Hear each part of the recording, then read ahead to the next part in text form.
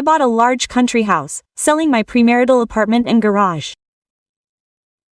On the same day, my mother-in-law moved there and imagined herself the mistress of the plot, forcing me to work 14 hours a day. But this did not last long, because she forgot an important detail. Before continuing, subscribe to the channel and leave any comment. Your support helps to develop the channel and share with you even more stories. Enjoy listening. Victoria Yurievna admired the new house. It stood on good fertile land, and she was already impatient to start cultivating the garden she dreamed of so much. And here we will plant a cherry tree, she said, resting her hands on her hips. Vasya, bring a shovel. But the cherry tree will not take root in our climate, Alina, Victoria Yurievna's daughter-in-law, tried to object. You know a lot, she snorted. Vasya, where are you stuck? Bring a shovel. And you, Alina, take the gloves and start removing the weeds. Now we'll plant the cherries and go pick roses, and you process everything here in the meantime. I saw such beautiful roses, I forgot the variety. It's good that Vasily has everything written down, but I wanted to plant herbs in a lawn here. Plant your herbs somewhere in the corner, or better yet, behind the house. I have everything calculated, measured and coordinated. I consulted with the agronomist about what, when and where to plant. So your business is weeds. Victoria Yurievna made it clear that the conversation was over and went to get her son. Vasily disappeared somewhere, not wanting to carry a shovel. Victoria Yurievna found him behind the barn. He was standing, hiding from her, and reading something on his phone. Vasya did not hear his mother quietly approaching him, got close and shouted in my ear, "Are you shirking? Well, let's go plant the cherry tree." Vasily even dropped his phone out of surprise. A slap on the back of the head from his mother was all that was needed to complete the picture. Despite her small stature, Victoria Yurievna was a real commander. And although she looked like a small bun on short legs next to the tall and thin Vasily, she could control her son the way she wanted. Vasya was afraid of his mother, or rather, as she said, he respected him. Victoria Yurievna had her own method of raising her son, which she planned to apply to her daughter-in-law. Alina was a young woman, meek, calm and well-mannered. Victoria Yurievna chose her son's bride herself, so that she would suit his character not only, but also hers. Victoria Yurievna noticed the sweet and calm Alina at work. She got a job as an administrator at the medical center where Victoria Yurievna worked. The lively lady quickly found out that Alina had no bad habits, that she was completely healthy and not doomed unnecessary relatives. An ideal candidate for the role of a bride for her son Vasily, who could not find a worthy partner. Everyone Vasya brought to the house did not pass strict face control. Victoria Yurievna found flaws, and Vasya would have gone homeless if not for the wonderful Alina, who appeared on their way in time. Alina was an out-of-towner, but this did not bother Victoria Yurievna, because the girl's relatives made sure that their daughter was provided with everything necessary for life. When Alina entered a Moscow university, they bought her an apartment and blessed her for an independent life. Alina's father worked a lot, but her mother sometimes came to visit her daughter. Alina introduced her mother to Vasya, and then to Victoria Yurievna. It is not to say that the women got along. Alina's mother thought that Victoria Yurievna was too difficult a person, that she would drown their delicate flower, which they lovingly nurtured with father. But on the other hand, Victoria Yurievna was too persistent in wanting Alina as a daughter-in-law and convinced her matchmaker that a better groom than Vasily could not be found. He loves Alina, he will carry her in his arms. A docile, non-playful, homely boy, she praised. And the matchmaker gave the go-ahead for the wedding. Marry if there is love, but do not rush with children. You need to get used to it. Look at Vasya in everyday life and at his mother, of course, too, the mother warned. Alina was not a beauty and did not have an excess of male attention. She latched onto Vasya, having fallen in love for the first time and having learned what a real relationship is. Raised in a complete family with traditional values, she believed that love is at first sight and forever. Such was the romantically inclined young lady she was. As expected, after the wedding, Victoria Yurievna did not leave her son with his wife. The first thing she did was convince the newlyweds to move in with her. "We will rent out Alina's apartment." Alina wanted to object, but her mother-in-law quickly shut her up. "This will be your contribution to the family budget. I work, I bring in money. Vasya works, and you are going to quit before the exams, which means you will not bring home your salary," she thought. "Besides, it is more convenient to divide up the responsibilities. One day I cook, the next you, and Vasya cleans." At first, Alina got used to the new order. Her mother-in-law sometimes forgot that Alina was not her daughter and commanded her in the same way as Vasya. Only, unlike him, Alina was used to following orders, and not hiding from responsibility. The daughter-in-law began to get very tired of the constant tension in the family. Victoria Yurievna controlled everything, looked after her and Vasya and always knew what was right and what was best. In the end, Alina got tired of this state of affairs, and she told her parents that Victoria Yurievna was putting too much pressure on her. "Why do you live together? Why did my father and I buy you an apartment so that you could support someone else's aunt by giving her rent money?" My father was very angry. "I'll talk to Vasya. I hope you'll listen to me." Vasya agreed to move, but Victoria Yurievna didn't want to let her son and daughter-in-law go free. In order to somehow distract her mother-in-law from moving, Alina decided to send her on vacation. It just so happened that her vacation fell at that time. She and Vasya rented her a house with a garden, and they themselves went to move things. Victoria Yurievna had long dreamed of her own garden. She returned a completely different person. Nature had a beneficial effect on her, and she didn't even make a big fuss when she found out that she would now be living alone. But it didn't last long. The workdays began, stress, and Victoria Yurievna for some reason decided that she definitely needed to let off steam on the children. She came to her son after work and complained about how lonely and bad it was for her to live without support. "How can we please you, Victoria Yurievna?" Alina could not stand it. Her mother-in-law's constant visits were irritating.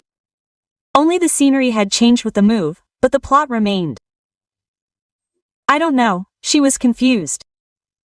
"You need to rest." "Yes, I guess. When I remember that garden, the blossoming apple tree and the endless fields, I immediately want to live." Alina listened to her and decided that she needed to take care of this issue. "Vasya, why don't you have a garden?" "Because your mother was never drawn to the land, but now she is. Old age must have come. Maybe we should think about buying a country house for the future?" Alina suggested cautiously. "With what money?" "Well, I don't know. I have an apartment in my hometown. I inherited it from my grandmother. Maybe I should sell it?" "Why?" "Yes, there is and let it be," Vasya waved it off. But since he had told his mother everything, this idea quickly appeared in his mother-in-law's head and she really liked it. She literally caught fire with this question. "Alinachka, we're going to look at a house this weekend," she reported. Alina had never seen such a spiritual mother-in-law. Victoria Yurievna literally fluttered with happiness, anticipating how she would walk, grow flowers and retire to raise her grandchildren in nature. In principle, the idea of a country house seemed quite normal to Elena, so she consulted with her parents and, having agreed that she would buy a house with this money, sold the apartment. But there was not enough money for this house that was chosen. "Not of it," Alina said, looking at her mother-in-law and husband.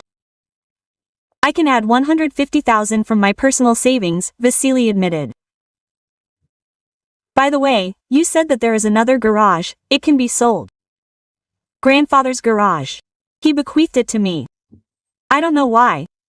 That's exactly why there is no need. Put it up for sale, there is little time, the mother-in-law got worried.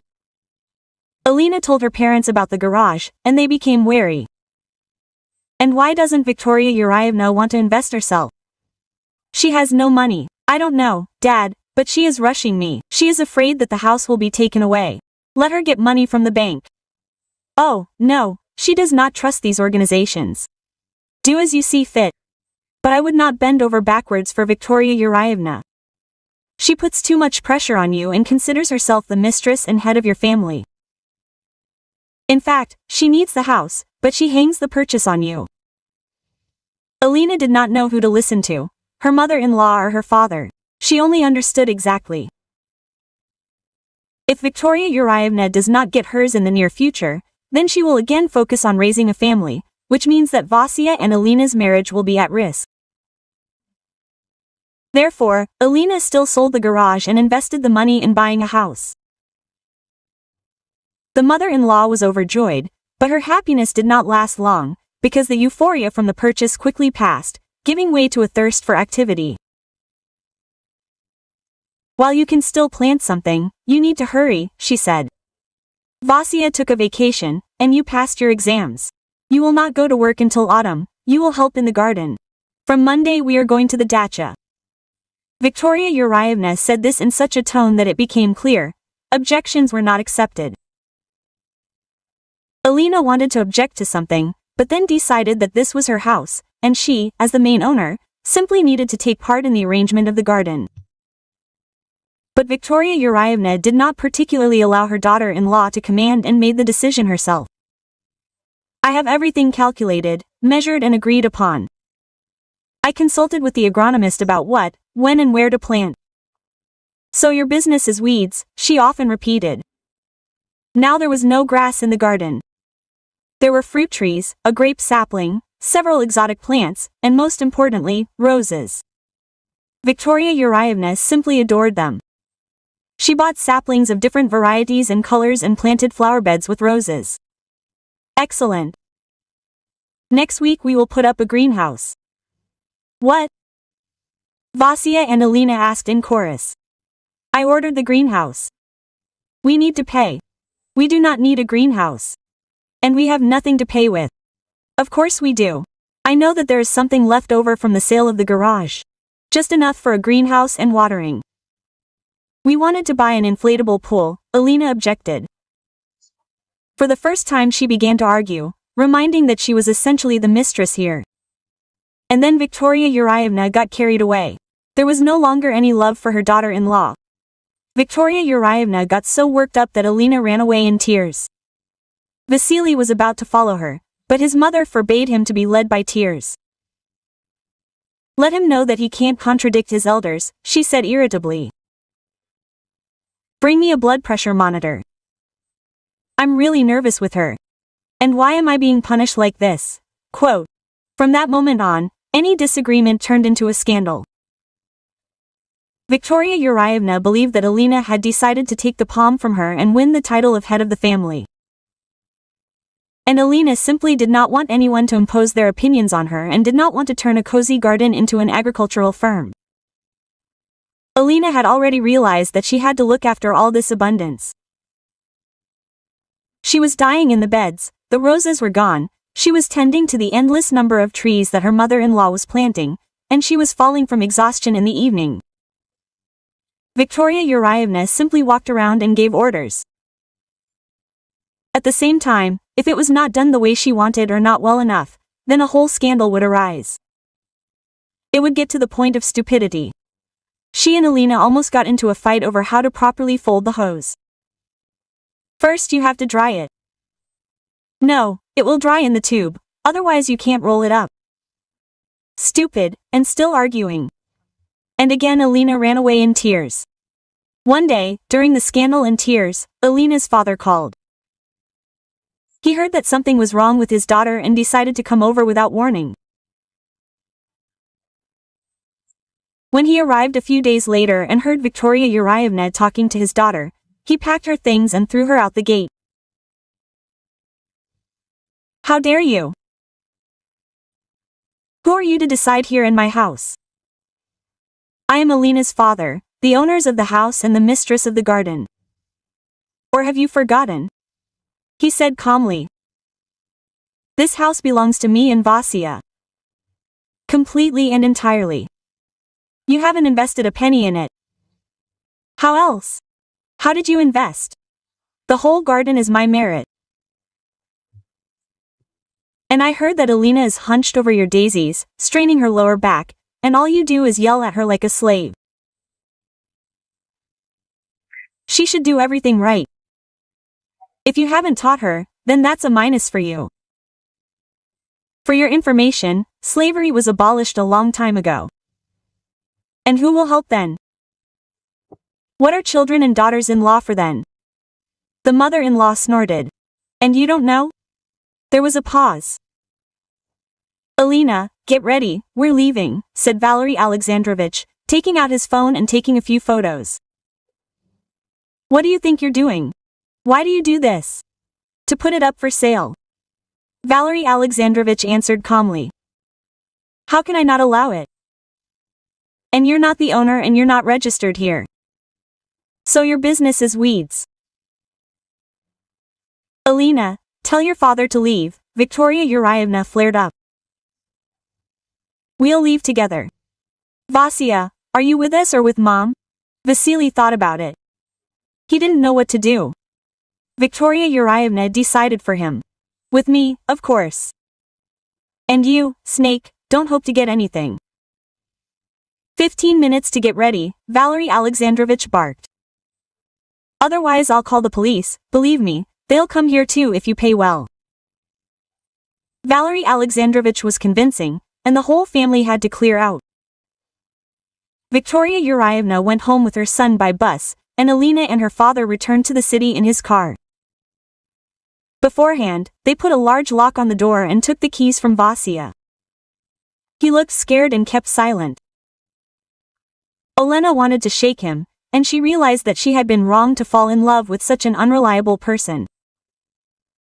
A few days later, Vasia came to Alina. At first, she thought that he wanted to apologize, but it turned out that he had come for his things. Mother told me to take everything, he said guiltily, stuffing toothpaste, garbage bags, and a new pack of paper that Alina had just bought into his bag. Household chemicals went there too. He even took the old floor rag. It's okay, I wanted to throw it out anyway, Alina reassured herself. Well, bye. At that moment, Alina's father entered the apartment. Hello, said Vasia and left. Why did you come? Asked Valery Alexandrovich, and Alina silently nodded at the empty shelves. I should have poured some cereal into his pockets. Well. I saw his mother, your mother-in-law. She's sitting in a taxi, keeping watch. And certainly not even 3 minutes had passed when there was a knock on the door. Victoria Yurievna did not know that Alina's father was home, and decided to scare her daughter-in-law. There will be a divorce through the court. I will not leave this house to you. Don't dream about it, Alina, don't even count on it, the mother-in-law screamed. The daughter-in-law had barely opened the door. No, dear. Alina bought the house with her own money, the matchmaker answered her in the same manner. He went out into the corridor and locked his daughter in with him. A married woman cannot have her own money. The property was inherited, sold, and with this money a house was bought. The deal amounted to 3 million. Alina got the garage from her grandfather, and the apartment from her great-grandmother. The total amount was 3.5 million, 3 of which were spent on the new house. Your money is not there, and we will prove it. It is not true. I gave this money to my son for the house. He bought it. Alina did not spend anything. So I will go to court with this paper. Victoria Yurievna waved some paper in front of Alina's father's nose. Valery Alexandrovich caught his matchmaker by the sleeve and snatched the document from her. Gift receipt for receipt of funds, he read out. And where is this money of yours that you gave?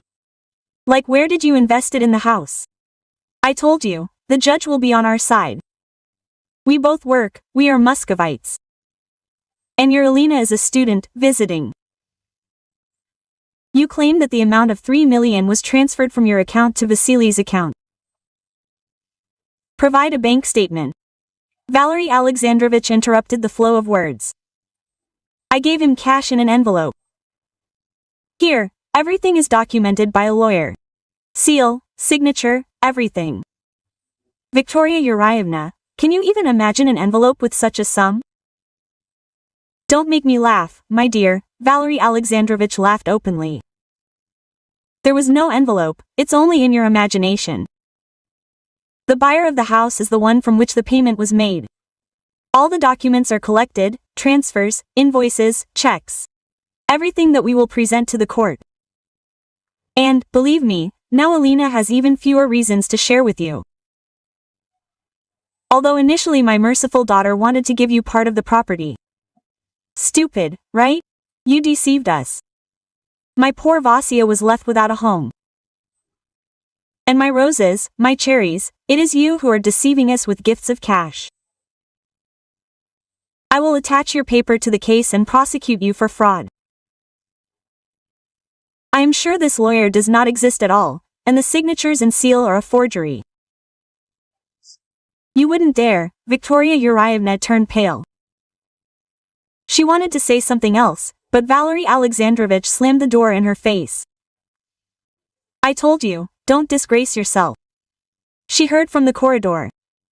Vasily still expressed his opinion, albeit belatedly. Who knew that your fool would turn to a lawyer, Victoria Yurievna hissed. She always considered her daughter-in-law to be narrow-minded, but she did not think that she should have married her son to an orphan. This was her main mistake.